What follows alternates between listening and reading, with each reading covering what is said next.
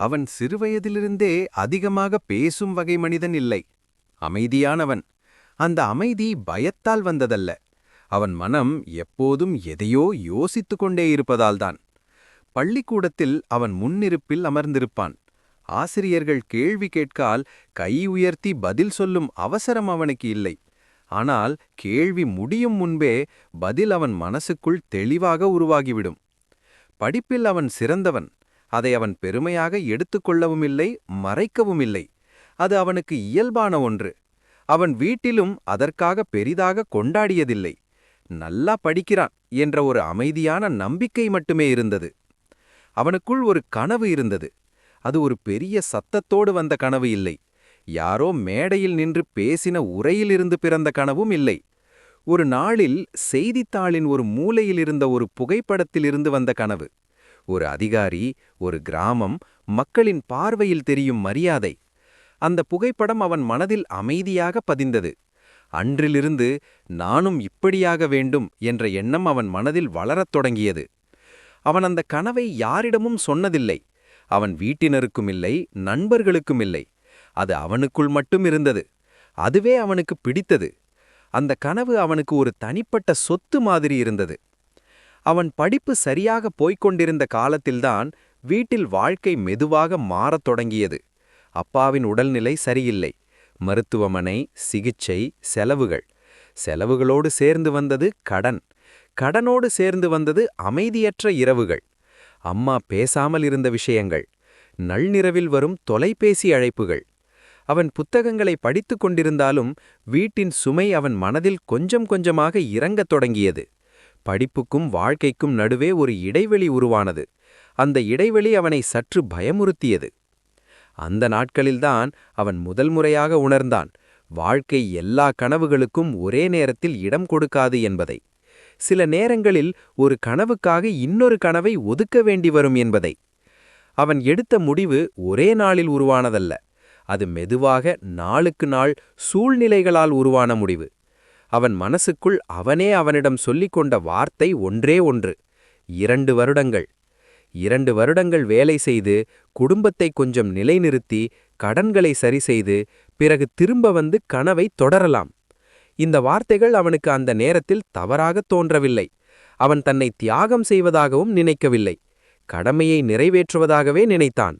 ஆனால் அவனுக்கு அப்போது தெரியவில்லை, இந்த 2 வருடங்கள்தான் அவன் வாழ்க்கையின் திசையை முழுமையாக மாற்றப் போகிறது என்று. வெளிநாடு செல்லும் முடிவு அவசரத்தில் எடுக்கப்பட்டதல்ல. அவன் யோசித்தான், பயந்தான். ஆனால் கடன்களின் அவசரம் அவனுக்கு அதிக நேரம் கொடுக்கவில்லை. வாய்ப்பை ஏற்றுக்கொண்டான்.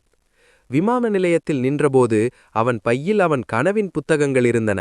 அவைகளும் அவனோடு பயணம் செய்தன. அவன் திரும்பி வருவான் என்ற நம்பிக்கையோடு.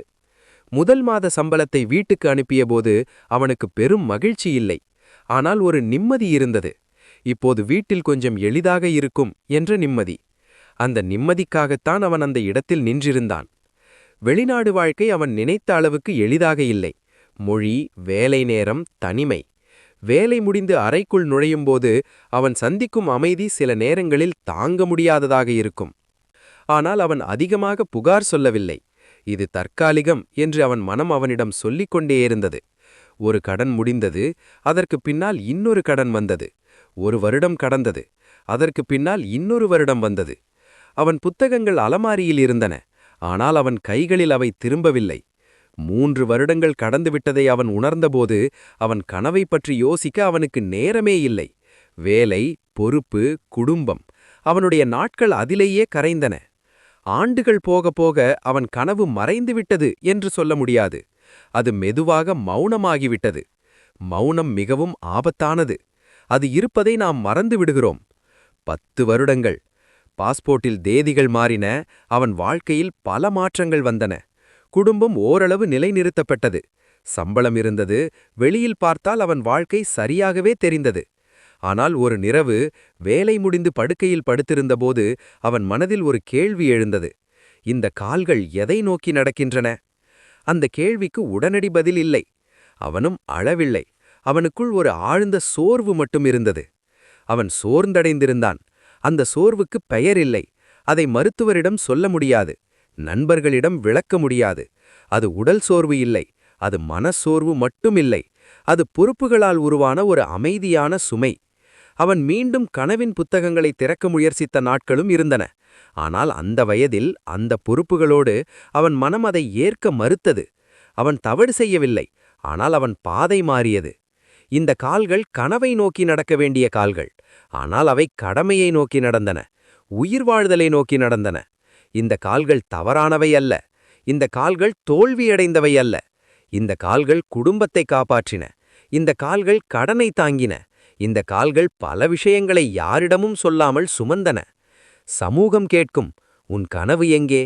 ஆனால் யாரும் கேட்க மாட்டார்கள், நீ எதையெல்லாம் காப்பாற்றினாய். இந்த கதை தோல்வியின் கதையல்ல, இது வெற்றியின் கதை என்றும் இல்லை. இது ஒரு வாழ்க்கையின் கதை. எல்லா கனவுகளும் நிறைவேறாது, ஆனால் எல்லா கனவுகளும் தவறானவை அல்ல. சில கனவுகள் வாழ்க்கையை வாழ வைக்க மௌனமாக விலகிக் கொள்கின்றன. இந்த கால்கள் தடம் மாறியிருக்கலாம், ஆனால் அவை தோற்று போகவில்லை.